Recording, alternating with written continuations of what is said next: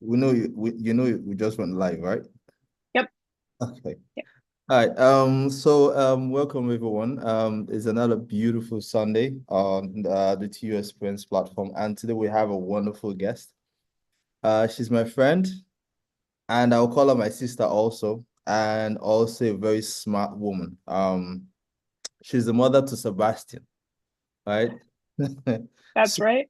yeah. So she wears many hats. Sometimes when we talk and I ask about Sebastian. I know it's actually a lot to take care of a child and also work as a professional. So she's also a teacher. Uh-huh. She's the co-founder and CEO of Aforma.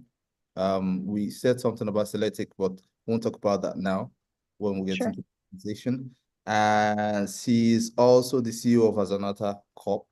Um, she also runs a tutoring service, actually. Yeah, been running it for Yep. 14 years. Hmm. Like I said, she's also a teacher. Michelle, so Hmm. this is quite a lot because if I looking at your profile, I can actually read through all those, right? That's why I just picked the very few I could pick up, and we just Hmm. yeah. So there's a lot of things here. Really, I don't know how Yep. you do it, but there's a lot. So Michelle, um, I know I just gave a summary of you, Hmm. but I know you would better introduce yourself in terms of what you do Sure. and what your passion is. Sure. Right. If you could add that. So please, yeah. Hi, everyone. My name is Michelle Klieber. And as Albina has told you already, I wear many hats. I have many facets. But my true passion in life is being a teacher. And it's my goal for education to be able to extend my reach as far as I can. So I do that through the different companies that I'm a part of. So my day job, for lack of a better word, is I teach grade 7 homeroom here in Ontario, in Canada. That's where I get to interact with the younger students and kind of make my mark there. But I also do run my own tutoring business. I have before I got into the other companies or before I decided to start working on those projects. And that was a way to sort of reach, any students who were struggling because I feel like being a teacher is a gift. And some people who are teachers really do it well. And I've been told, not to toot my own horn, that I'm a good math teacher. So I know that I was teaching a lot of students outside of like my day top job, and I started my own tutoring company just on the side where I was picking up clients through word of mouth from my current clients. So that I do on and off. Again, that's more like an ebb and a flow, right? When there's demand, then I can pick up students. With regards to the other companies, those came about through like friendships that I had made over my lifetime and opportunities that presented itself. So I don't know how deep you want me to go into like the inception of Yeah, Azanetta and yeah, Afoma, yeah. Both right? of them. But Yeah, yeah, both yeah. of them, okay. Well, Azanetta started the whole thing. So Azanetta is a registered charity here in Canada, but we do our work across sub-Saharan Africa. And I am the COO, so I run the day-to-day operations of the charity itself. But I fell into that position actually through a friend of mine who is actually the founder of Azanetta, Eric Oswara, and he's a Nigerian from Anambra. And he basically reached out to me, and because he knew I was a teacher, and he was asking me if I would consult on some teaching projects that he wanted to, potentially do in Anambra State. And we started talking through that, and then from that, kind of bloomed into me taking over as COO over time. So Azanet is really small. It is a private charity, meaning that it does not receive public funding from the Canadian government in any way, shape, or form. It is basically funded by private donations. And right now, we only have about 5 or 6 donors in Canada and the United States that basically fund all of the work that Azanetta does. And Azanetta does its work across sub Saharan Africa. So we started in Nigeria in 2021, just during COVID and everything that was going on. And now we are in, I believe, 5 or 6 other countries, including Ghana, Sierra Leone. We're in Uganda and in Cameroon. And this year we hope to expand to Zimbabwe and the Gambia. So we are doing small projects within those countries. And when I say small, we don't take on large initiatives because we frankly don't have the funding for that. So we do a lot of outreach in terms of school supplies for underprivileged kids in underserved communities. We do a lot of work surrounding food drives, clothing drives, supplying books, which we ship from Canada to Nigeria, and we've done it to Ghana, just to help whichever way we can until such a time that we get more funding. So this is where AFOMA comes into play. Now Eric's a brainchild. Okay, he's constantly working on different things, and one day again he reached out to me and he's like, he knew that I make handmade cards. It's a pastime, it's a hobby that I do.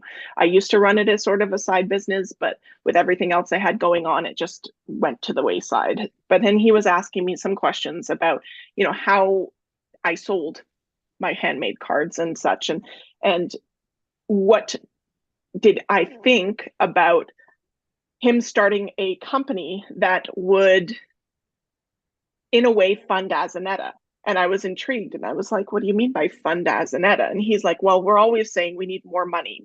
And I am always telling him we need more money. And he said, we know we're not going to get the money from the Canadian government because I'll be very blunt, they don't let money leave the country, right? So Canadian money stays in Canada. So if we were a Canada charity working and operating in Canada, we would be able to apply for government granting and funding, but we don't qualify because the money is being taken out of the country, which actually makes all of the oversight that much more difficult because we have to account for everything. So we wanted to take that aspect out and see how could we increase the funding for Azanetta. And one of the ways we looked at that was AFOMA Marketplace, which is formerly Soletic. But basically what it is, it's an online artisanal marketplace that is geared towards underserved, underdeveloped, and marginalized regions. So it's very similar to Etsy, if you're familiar at all with Etsy. But Etsy works or operates only in developed regions. So Canada, United States, UK, Europe. We're looking to include all of that, but also places like Africa, South America, India, Pakistan, all of those countries that currently don't have an online marketplace like Etsy. So that means artisanal goods, handcrafted goods. So things like your Nigerian traditionals, the traditional clothings that you purchase and wear, things like woodworking, bead making, soap making, any of those type of things that people make handmade can be sold on the AFOMA marketplace. Now it goes even deeper into that because we are the first Web3 crypto enabled marketplace. So that's where the whole AFOMA umbrella comes in. AFOMA means goodwill in the Ibu language, and it stands for a way of enabling. So ours is a crypto token. It's not a currency, so it's not used for trading, but it is meant to enable the different components of the AFOMA ecosystem, one of which is AFOMA Marketplace. And we will use that as a way to fund our micro task program and a way to incentivize artisans and customers to purchase on our marketplace. They will receive tokens as sort of a, like as an incentive. So when an artisan does really good work, a customer can gift them a token if they're happy with the quality of the product that they've received. If a customer, is very active and purchasing a lot on our website, then they'll be incentivized as sort of like a thank you for purchasing from us.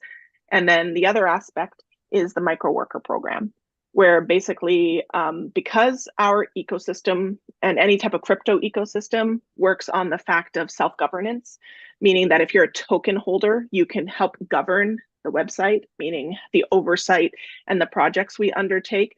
So the crypto token will be used in the Soletic marketplace to allow for things like micro taskers. So you might have an artisan in a place like Nigeria who's not really familiar with the internet, who's not really familiar with an online marketplace, but we could incentivize somebody with a token to help them upload their products.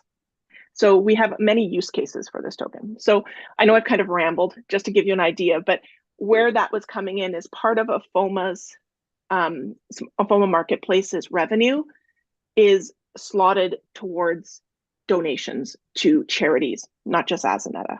So if AFOMA Marketplace becomes wildly successful, which we hope it will, then Azaneta will have funding to continue all of the work that it does, because a portion of our profits goes towards funding Azaneta and other charities as we continue to grow. So Wow. that's how it's kind of all linked together. So that's what I'm working on currently. So you can see I'm busy, got a lot on the go. Yeah, that's quite you give us quite yeah, that's quite in depth in terms of what you're working on now, in terms of relating linking a format as an art and then linking it to your career as a teacher. I like the way you linked it and moved from one point to the other. Thank you.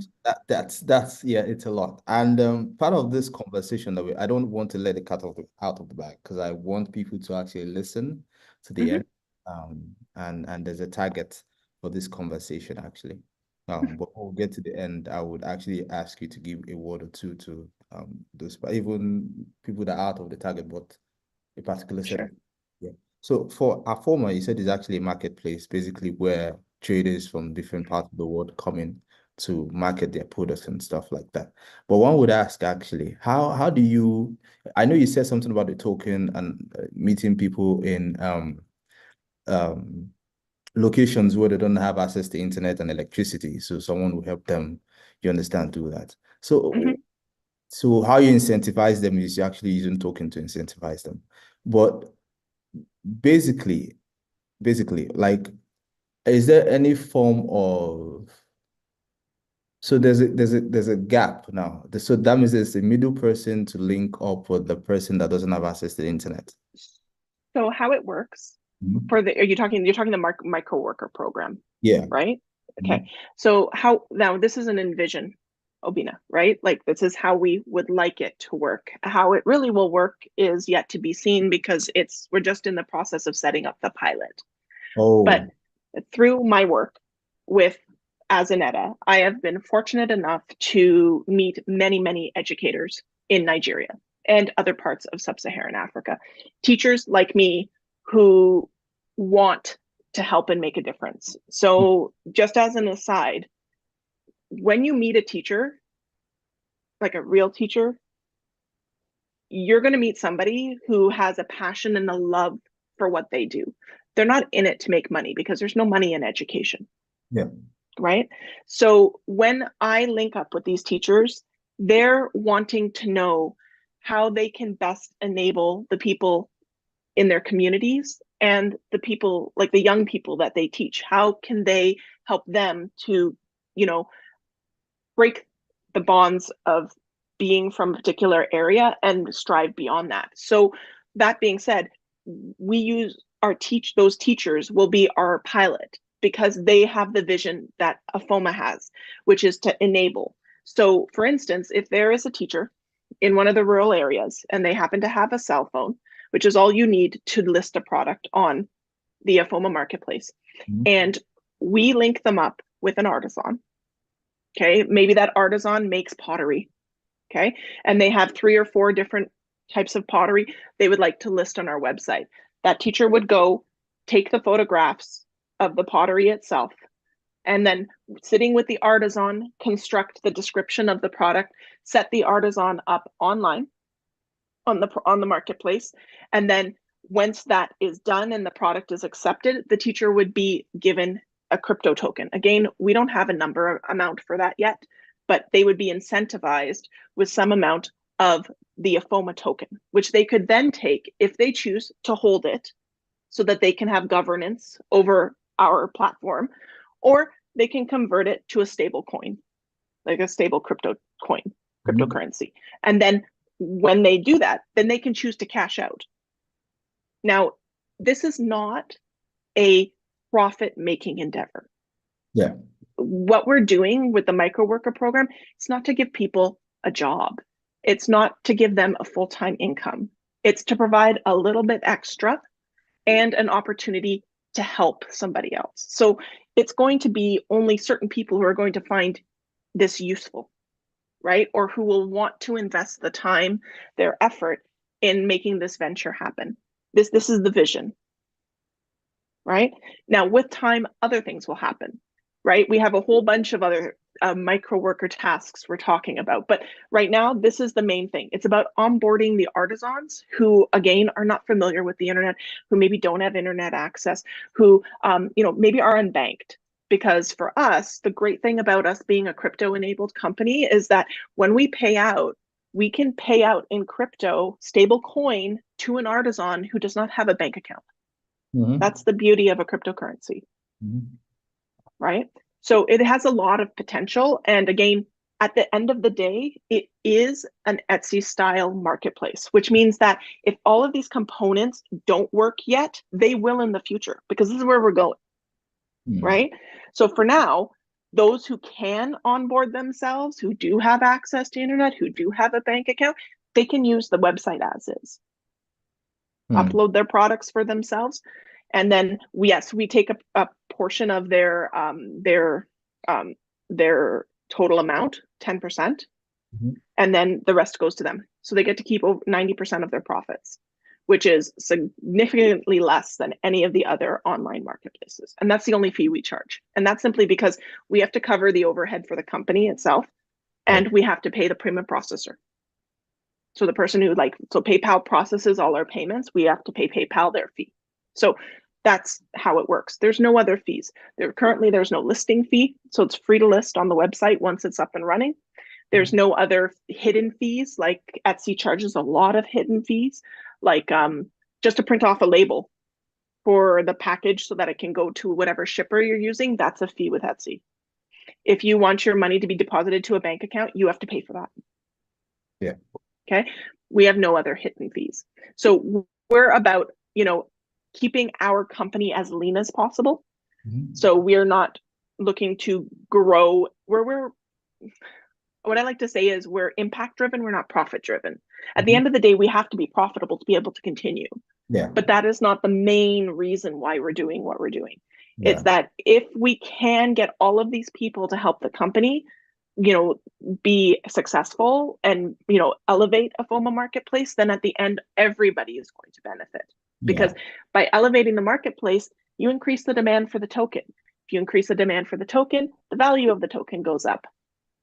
Yeah. So you can then, when we're listing it for, say, 1 cent US, it could double or triple or quadruple, or we hope, you know, reach $1 US, right? Depending on So, depending on the market, right? Yeah. but that's it. It's the demand for the market on the market, right? Yeah. And I know that crypto has a really bad rap right now. And that's just because you only hear about the bad players when it comes to anything, right? You hear about all of the corrupt things that happen with the use of cryptocurrency. But at the end of the day, cryptocurrency wasn't developed for that. Cryptocurrency was developed to have uniformity, to bridge gaps, to allow for there to be a barrierless way of payment between various areas of the globe, which I believe is one of the big reasons Etsy doesn't go into Africa, is because the barriers to entry there are enormous. Not just talking about, the level of internet connectivity, and it's growing, but it's not as high as it is in developed countries, and also fragmented payment systems. It's very difficult to pay people in different countries when there's no uniform payment system.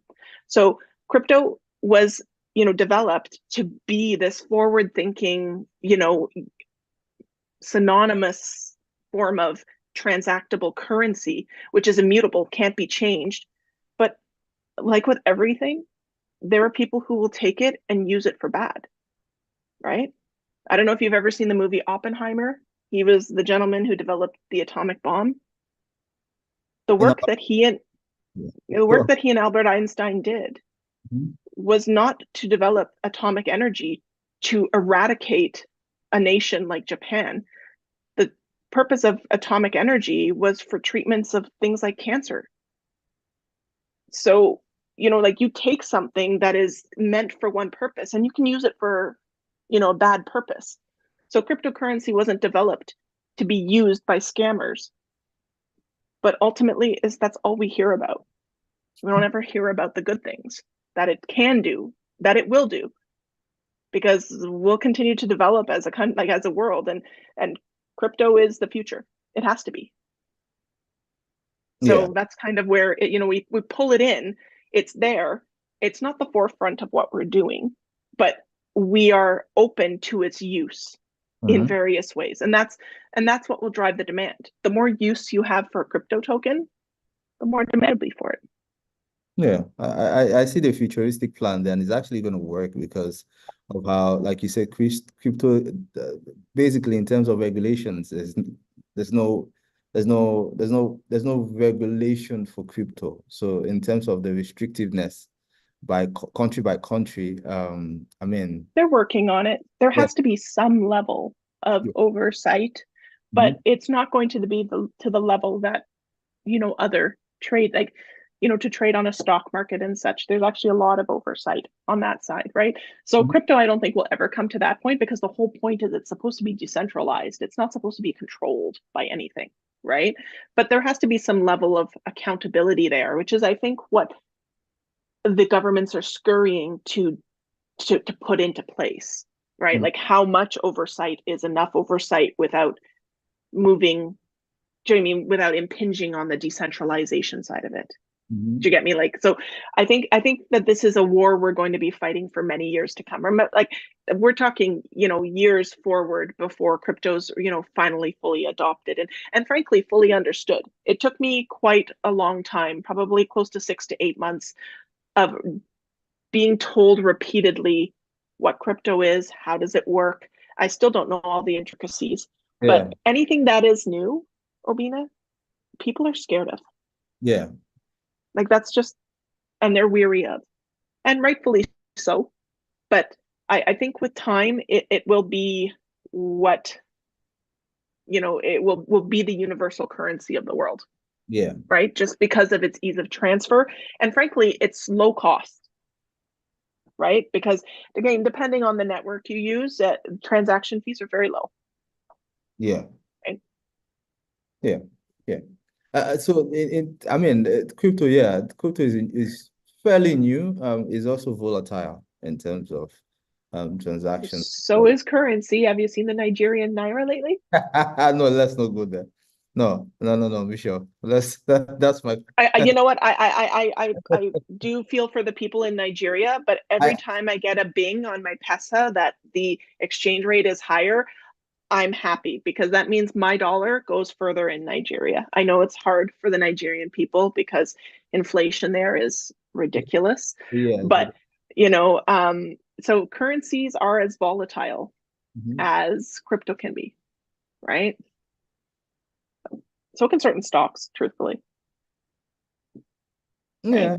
Yeah. Yeah. So It well, just depends how much risk you are, how risk averse you are as an individual, right? Some people are very risk averse. They don't want to even consider that because it's far too much risk for them, but other people are willing to take a chance. That's the reason why Bitcoin is worth $50,000 almost per coin. It's not how it started, right? well, yeah, so yeah, so I mean, you were taking us somewhere, right? That will be on another that kind of discussion, right? Right. The reason why I'm not actually trying to go into that discussion is because that will be for the technical guys, and those are the guys that would That's enjoy fair. this this this phase of Yep. the conversation. But there are certain people that actually we're actually trying to reach today. So Okay. I'm so glad that you guys are trying to penetrate, especially the African communities and stuff like that. But in case of, and there's a reason why I'm asking you these questions because you've answered Mm-hmm. them. Nigeria in terms of their knowledge when it comes to tech and using crypto is actually on the high, right? They're Mm-hmm. very smart people. If you look at other part of Africa like Kenya, Ghana, everybody's actually on the high. But also some set of people, like you said, meeting teachers to be the middleman between them and whoever. Are there cases where Mm-hmm. you actually spoken to some teachers and you might have to how do you guys train them to use? I know what you said is actually a futuristic plan, right? Mhm. But how do you guys, what is the plan to train them to make sure they carry their job, they carry out their jobs perfectly on both ends with Afoma and also Mhm. with the artisans? Well, like I said, we haven't actually done this yet, but our goal or how we envision that this is going to happen is that there will be training involved. And that means training using technologies such as Zoom. They Mhm. have to learn and be able to onboard onto our platform. Our platform is very user friendly. It is, if they have even a little bit of, say, like experience shopping on like a Kunga or on, something like Alibaba. Afrikria, Yeah. Alibaba, Yeah. like they people who have that ability innately would be able to intrinsically figure out our platform. It's not a difficult platform. The ones who need the help are the people who've never seen the internet before, right? Or they just are maybe don't have access in the sense that they don't have a phone to take a photograph, right? So that's where our training comes in, is that we're again not going to start large, and we're not going to start with hundreds of people. We have to pilot with a few people around the country and see how it goes. So it would be us working one-on-one with them to help them to understand, and through that a training system would have to be conceived of, whether it be some sort of online training platform, similar to how it does with LinkedIn and such like that, when you take the LinkedIn courses and then you have to sit a small test at the end and then pass that in order to be onboarded as a micro worker, right? We usually call them onboarding specialists. Yeah. Would be that we have two who do that right now, but they're not using um like technical, in the sense they're the artisan gives them what they need and they onboard for them, so they're not actually out in the field. They're just sent by like artisans who are simply too busy to be onboarding their products onto our platform, but they want to sell with us, so they utilize our onboarding specialists, and then those gentlemen are the ones who onboard them. And from what I understand, it's pretty straightforward stuff. After you do it a bit, it's pretty cookie cutter, Yeah. right? Mhm. Yeah. Yeah. So what are so in standing up Afoma, Celetics, right? Celetics is the group of company, right? That's the parent company, right? No, the parent company is a FOMA, Okay. and then a FOMA marketplace was formerly Celetic. It's Celetics. just one of that. It's like the parent company is a FOMA, and a FOMA marketplace is its child, for lack of it, one of the components of the ecosystem. Yes. So Afoma is actually Afoma Marketplace um is It, actually live at the moment. Let me use that word live. no, it's not yet. No, That, no. The site is there, mhm. but it is not, we're not accepting artisan registration yet, because we are working on the back end. So it should launch by the end of this month. So by the 20th, we're looking at. But again, like with anything, Obina, like you have delay after delay after delay. What Yeah, we're building is not easy. I And our understand. developers tell us that all the time. We have shipping coming from two different parts of the world. We have to take into consideration customs.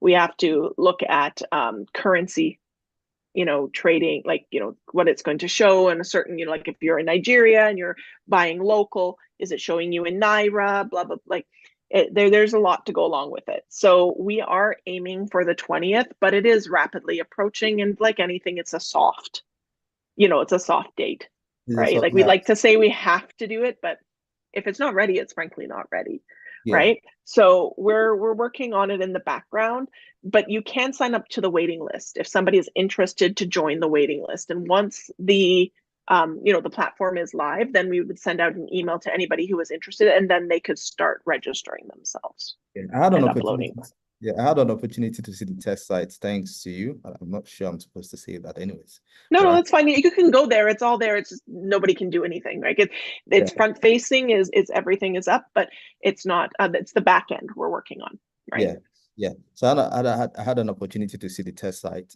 So it's a beautiful platform. It's a beautiful idea. Just for anyone Thank that you. is actually thinking. So this basically what I see here is going to link communities across the board, right? So you have an opportunity to sell what you have in Nigeria abroad.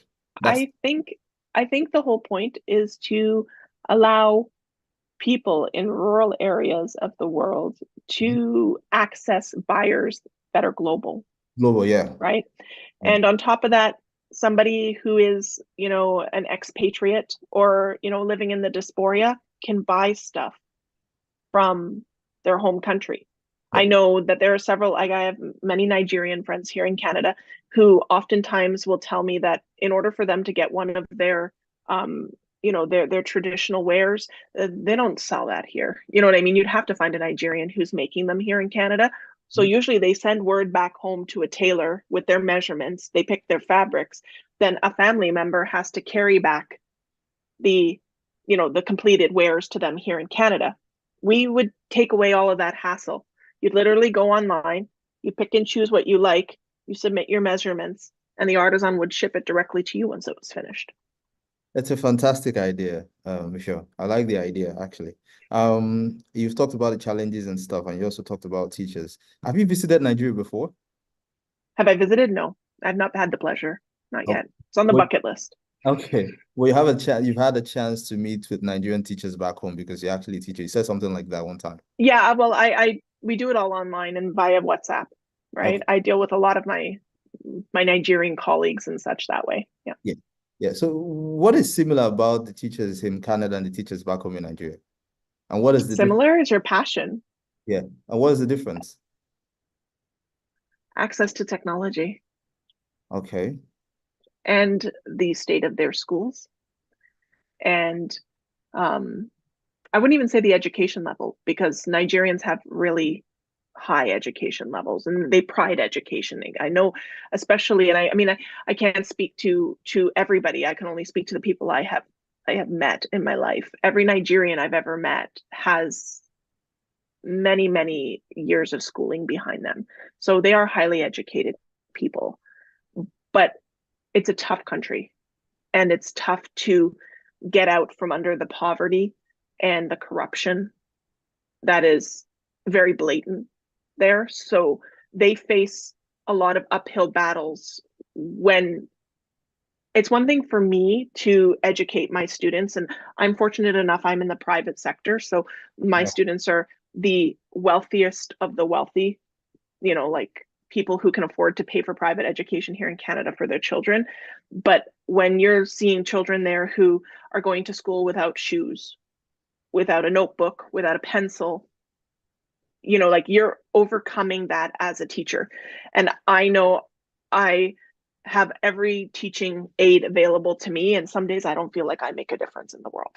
So watching them do so much with so little is really inspiring.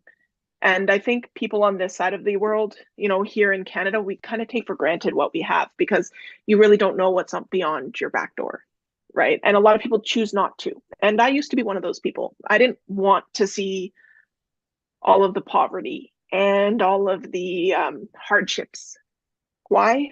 Because I'm an emotional person. And I would rather not know about it if I can't do anything about it. That's my mentality. So something changed as I got older. And now I have a different mentality is that if I can't help everybody, I can help small people, small amount of people. And if I can make a difference in one person's life, then that's enough.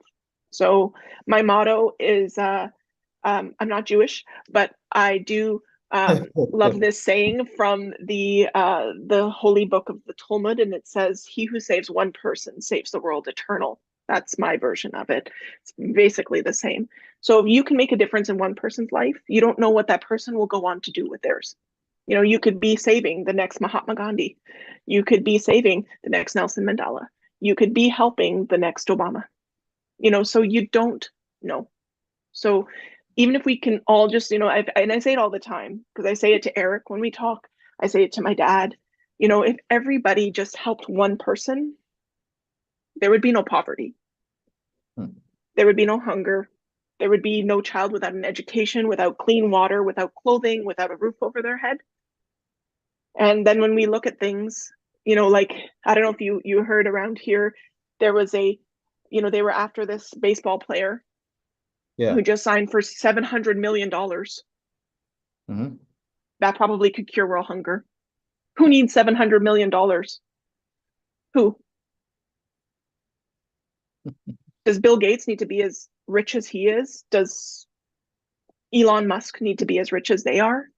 They can give of themselves more than they do and not be hurting for it. But it's the world we live in. And to me, that's when I see these teachers, and I know I took a tangent there, but it brings me back to these teachers, is these teachers will go without to make sure that their kids have. Because there are teachers who tell me that they share their lunch with a child who comes with no lunch.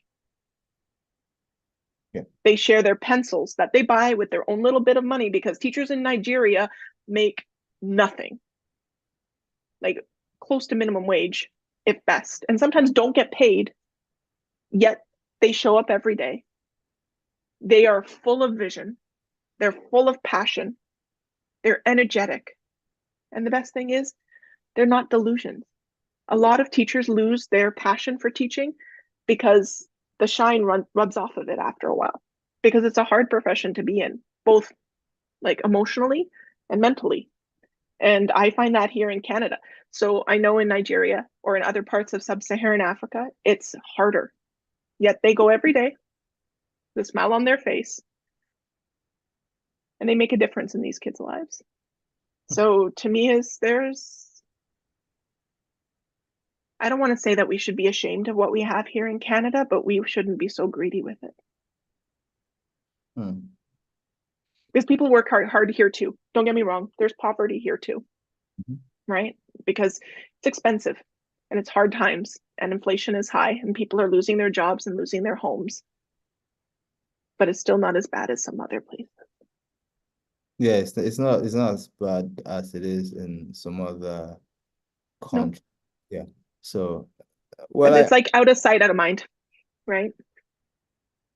oh, you mean why did you say that? Why that phrase? Because that's how I think people here operate, is that it's not beyond their line of vision. Do you know what I mean? Like they don't know what goes on in sub-Saharan Africa. Frankly, I did not know either Yeah. until I started to do my work that I was doing with Azaneta. I knew things were different there. I knew things were hard. I knew that there were kids that were starving and maybe that they didn't go to school, but I didn't see it face to face. Like I'll tell you a quick story. There was a gentleman, he reached out to me with a young man from rural Uganda. He's an orphan, and the poor boy is covered from head to toe in eczema, just skin condition. Hmm. I deal with eczema, so I know how itchy this poor child must be. We're in eczema, just Yeah. skin condition. Right. So he said, can you help me with treatment for him? How can you say no? How can you say no when you see a child like that suffering, a child that's brought to your face?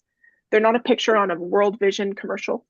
They're not somebody you glance through on the internet. This is actually a child who they have asked me for help. So I couldn't say no. So he's doing better now. Eczema is a lifelong condition. So I don't think he'll ever be fully clear of it. But we've got him on a good treatment plan, and that helps him. But these are the things that I feel, like you said, out of sight, out of mind. When it's not brought to your face, you can easily ignore it. Hmm. That's great. That's great, Michelle. That's great. And I really appreciate you for the work you're doing so far. But Thank let's you. get into Zanata a bit. You said something about expanding into 5 countries, but currently I know you guys actually have a base in Nigeria. So what is Yes. it that you guys actually do in terms of, is it that what are the activities? Just give me Okay. on some of the So activities. I'll Uh, talk about a bit of what we did in the past and what we're working on currently. all right. So in the past, we had worked in Anambra, and we had redone a school. So basically, we had roofed the school, and we had painted and supplied desks and re cemented the floor in the school. So that was a couple of years back we had done that. We do clothing drives. So basically, we send clothing and books from Canada that I accumulate through my school So I run a book drive with the school. All of the kids and the parents donate. We pack them up. We send them to Nigeria, and some went to Ghana, where they're used by, teachers to, educate their kids because they don't have access to novels or picture books or things like that. We've done food drives. Like if you visit or if you follow any of our Facebook page or anything like that, you'll see we did Project Smile this Christmas, where we supplied foodstuffs for a number of different like kids and their families. We gave school supplies. We're in the process of sewing uniforms for 30 children so that they have a new set of school uniforms. We have also our I want to get the title right, Bright Bites digital program, which is we have digital literacy hubs. Right now, we are mostly in the Lagos and Ogun State, but they're basically digital hubs that we supply laptops to and pay for internet and projector and such like that, so that the teachers there can educate their kids on using technology. So we have 3 of those right now in Nigeria and 1 in Ghana. We're hoping to expand. If we get more donations of laptops to us, then we're able to expand that to other countries. We also, last year, we partnered with or paid for the services of birthing kits for women in rural villages where they did not have access to proper prenatal care. So we paid for these birthing kits so that when they went into labor, they could have all of the proper medications and tools and everything available to them. So we did that for a year. So we do a lot of small things. We would love to do larger infrastructure projects and such, but again, it's all dependent on funding. So me, I'm cheap. I want my money to go far. So I pick the projects where I feel we can make the most impact for the least amount of money. So it tends to be things like that. And we try to circulate, across the country. But I'll be very blunt with you. A lot of the teachers that I have access to is through Teach for Nigeria, which is a not-for-profit that operates in Nigeria. But they tend to be only in the like Lagos area states. What do you call it? Is that the never eat? That's the west. Is that the right? That's the The west. north. That's the That's west. the west. Yeah. Yeah. Here, come here. Sorry, it's time. Oh, All right. Sorry, I need to that's, have an addition. that's So yeah, yes. So we're in the west mostly because that's where Teach for Nigeria is right now. I just heard that they may be moving into other parts of the country or other states, but right now that's where I can get the because I find our teachers through their LinkedIn posts, and usually they're doing their LinkedIn posts and they're tagging Teach for Nigeria. So that's how I'm finding all of these teachers oh, for that area. So I would love to go into other parts of Nigeria, but finding, and I say teachers as our main volunteers because teachers have the volunteering idea. A lot of people do not want to give their time and effort without expectation of payment like teachers do. yeah. Yeah. So basically that's your link. But before I ask the next question, Yeah, there's a listener of ours. I don't know if it's okay if I call her name. She's Mrs. Blandine Udua. She's also a business person also. Has um she has different businesses actually, but she was asking a question. I think it has something to do with one of our businesses. She said, I'll just read a comment, Michelle. sure. Great. I'd like to be added to the waiting list. She's talking about Afoma Marketplace. Okay, I want to see the vision realized in success. So she wants to be added to the waiting list. Could sure. you go over the process of being added to the waiting list?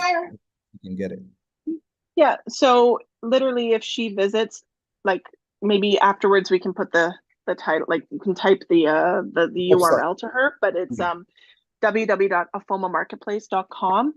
And you will literally, like if you just obviously you read through and then if you scroll down a little further, you'll see the link that says join the waiting list. And all she has to do is sign up there. Um,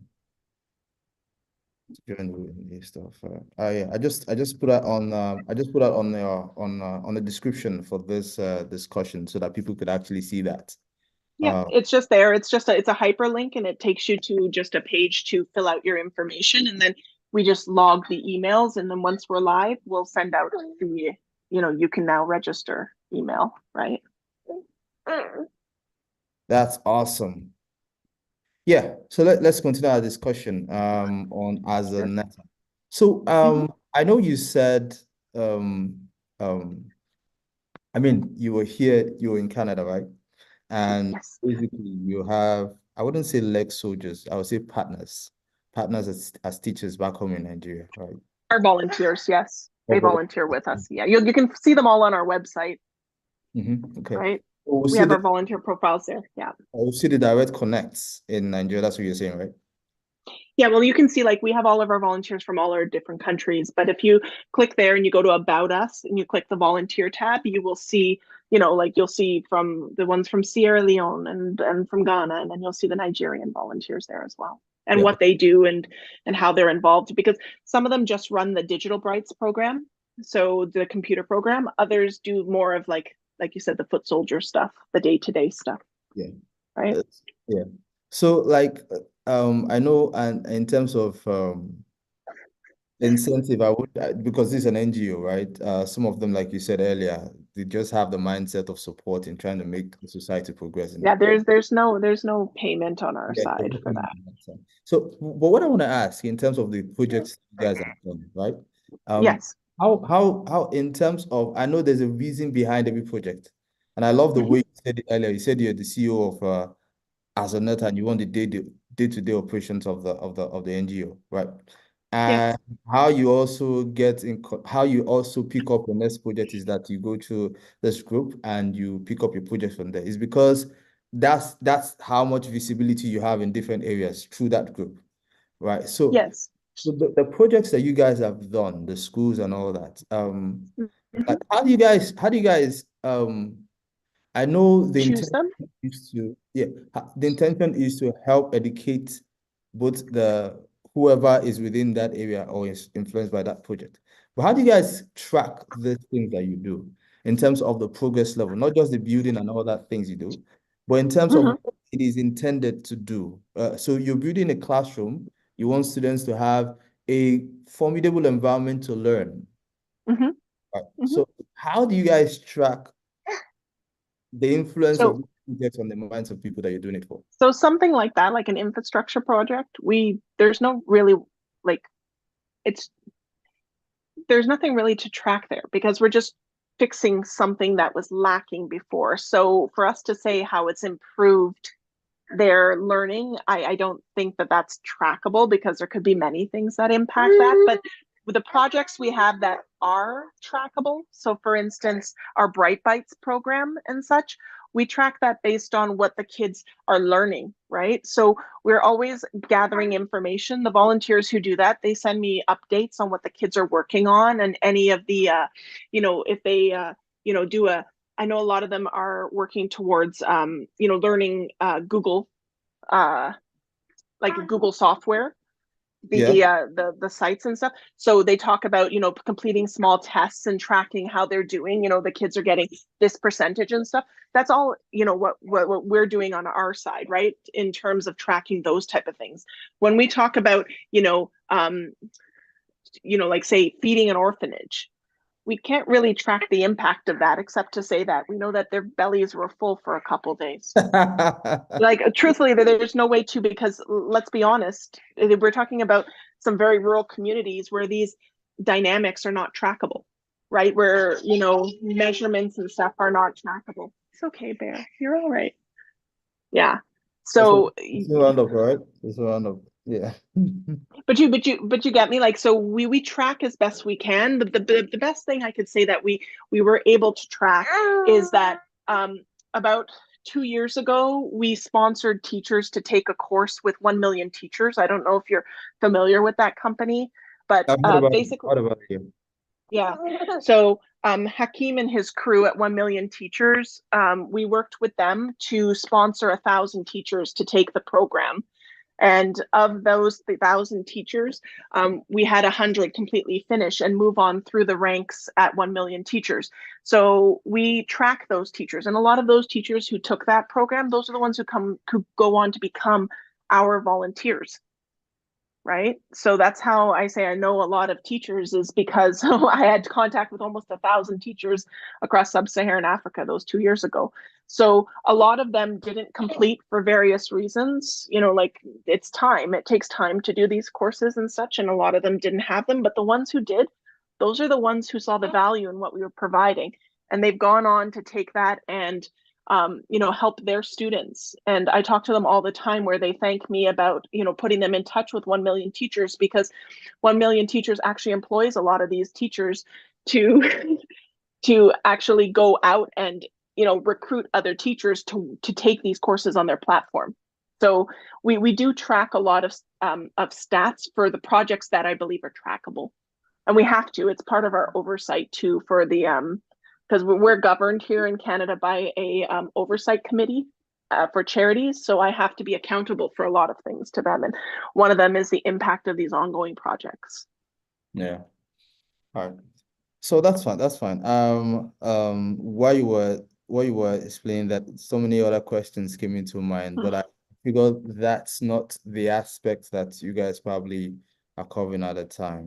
So in terms of charities, just to basically give and make sure they have for some level of usage of that thing that you supported with, they are able to have like a soft landing for what they want to use it for, like the That's right. classrooms, right? They get into classrooms and they learn, right? So in terms of trackability, it might be limited because you guys are not really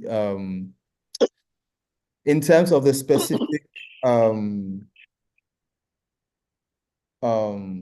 progress of the child is dependent on the school, not necessarily on you guys. So you No, guys, we don't go to yeah, see. This is that we pick what is due size we are. yeah, As an analytical is yeah, volunteer. So to have all of that information trackable, it's not what we're out, right? yeah. So if we to say education, track their progress. But as an ed doesn't, we don't have the funding for that. Yeah, yeah, yeah. Like we choose to do smaller projects that, but ones that are getting tired.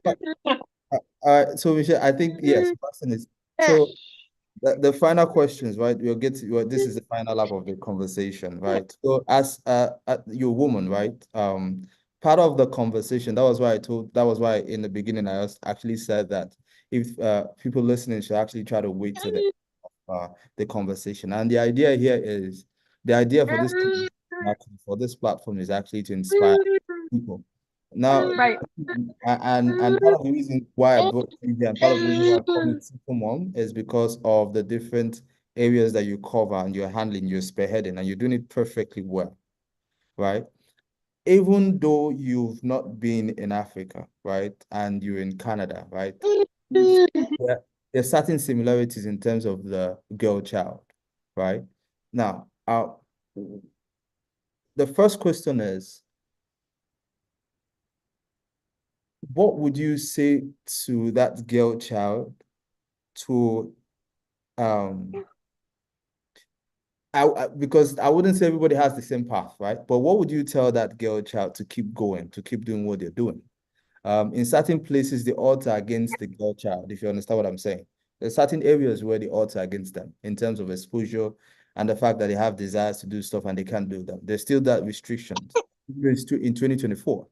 But what would you say to the girl child, looking at how far you've come? What would you say drives you? I know you said passion for reaching out and teaching and all that, but what would you tell that girl child in terms of picking that drive and keep going for whatever she wants to achieve in life? Talk about it. I'm dyslexic. I don't know what that means, but that's basically somebody who Had that entire life. School was not easy for me. And I was in special class really for and my grade 8 teacher told my parents that you'd be lucky if you ever graduates high school. Wow. And I looked at myself now, you know, I've accomplished. And if I listen to that, my biggest piece of advice is don't have to say about life. You've got to go where you want to go. And you put all of your action towards it and you don't listen to everybody else. Like listen to put that in a caveat, but you know what I mean? People are going to be naysayers in your life. If I listen to every person who told me don't do what I want to do, there are many things I've not accomplished. Right. And Sebastian is those. So me, at the day, you have to do what makes you happy. And you can't listen to others. And a lot of you cannot rely on others to be your motivation. You have don't give up and keep working hard at whatever it is you education, whether a volunteer, whether an instrument, as simple as losing a cup. Don't listen to people who tell you something. Always the reasons I worked harder. Yeah. I believe differently. Yeah, one final question, right? So in different African countries, there are unicorns springing up from everywhere, right? Startups, especially for some females, right? If you go to Nigeria, you see some females like the people that did I can't remember now. I think it's Pay Something. Wave was so sorry? controversial. Wave, one of those right? See the controversy surrounding that. Yeah. So, let me finish your question. What would you like to comment on it? Because I have very strong views about. Yeah, go on. Go on, Michelle. I'm listening to you. I want you to actually air your views. You know what? When it comes to porn, your only incentive is and into failure, right? Find something more interesting to start a business than just money. At the day, money doesn't buy you some security. And if you're going to do this for the rest of your life, I don't believe that it should be profit driven. And I think we spend way too much time putting onus on. Look at and there's corruption in the scene.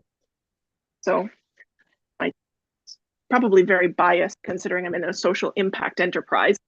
I feel that that's the true behind thing, right? So yeah.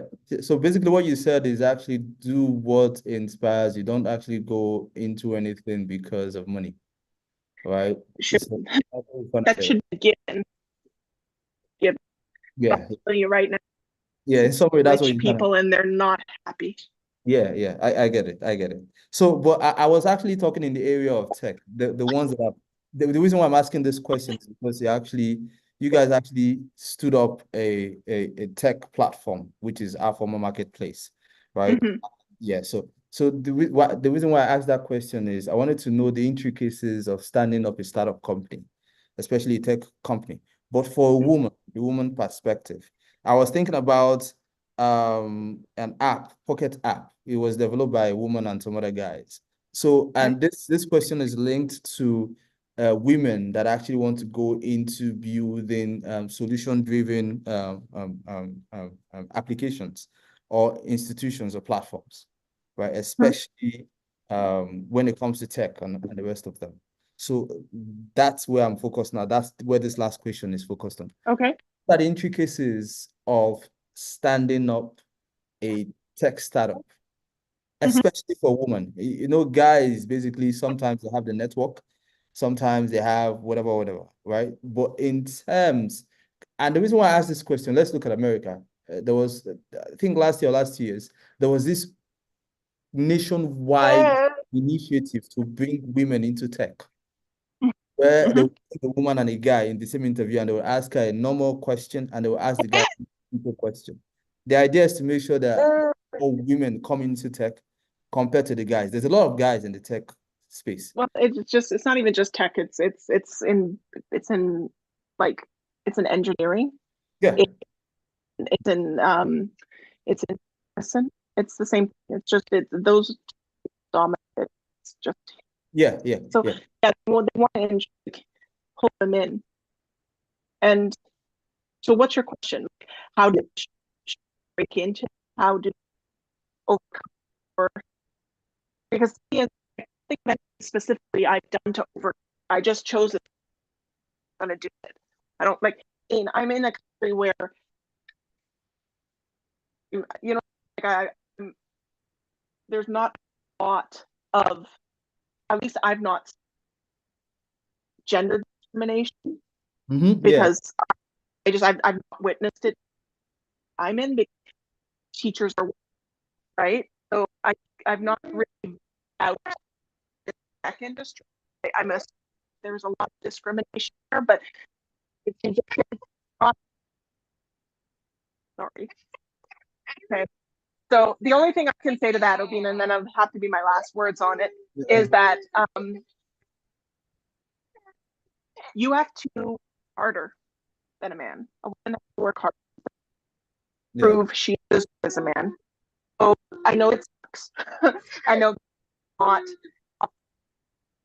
in the game prove that you are at, or if not better than your counterpart. So for women who are breaking into any, well-dominated workplace, you have to be at the top of your game. That it's a have to word encourage give, but again, they change this women. They have to be better counterpart. yeah. Yeah. That's okay. So the connection was bad, but I'll just repeat, just resound what you actually said. So what Michelle said there is actually that in some way, basically you have to work harder than the men, especially in professions where men have, I'm not actually going against so I'm not gender biased here. But it's just a question linking to the fact that Michelle, so I'm trying to focus some of the things that she has done for herself, women across board. So I'm looking both in the West, which is Canada and the US and the West, and also in Africa. Even though we are saying that we're in different places, the economies are different and stuff, the struggle for a woman is the same thing everywhere in the world. So that was the reason why I asked Michelle in terms of, I related that to tech, because I've seen a lot of unicorn companies spring up in Africa that are being led by women. So I asked her, what are the intricacies as a woman who is also standing up a tech startup? What are some of the challenges she faced and stuff like that? So she related it to so many problems and stuff like that. But what she said in essence is that you have to work hard, right? If you have a mind of your own to achieve what you need to achieve, you just need to put in more work to achieve what you need to achieve. That's basically what all she said. And if you look at Michelle's track record from how she moved from where she started as a teacher into a co-founder of Alpha, she got introduced as a teacher and then led into as an answer to also teach.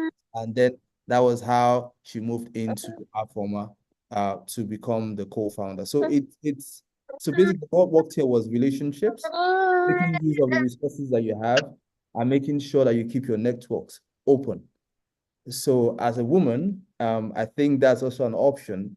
In part of the conversation me and Michelle have had today, that's something you should also pick out in trying to venture into different areas or whatever areas you have interest in. So thank you so much, Michelle. Thank you so much. This conversation, as much as I really have a lot to talk, we have a lot to discuss. Uh, Even though we discuss about that privately, but in terms of for the public to learn from our conversations, there's a lot Yeah. to do. Hopefully we get to bring you here again, right? Hopefully we get to bring you here again. I'm hoping that I'll be able to convince you to come again. So yeah. So, but thank you so much, Michelle, for coming to join us today. It's a Thank pleasure. you for having me. I really do appreciate it. Thank you. Thank you.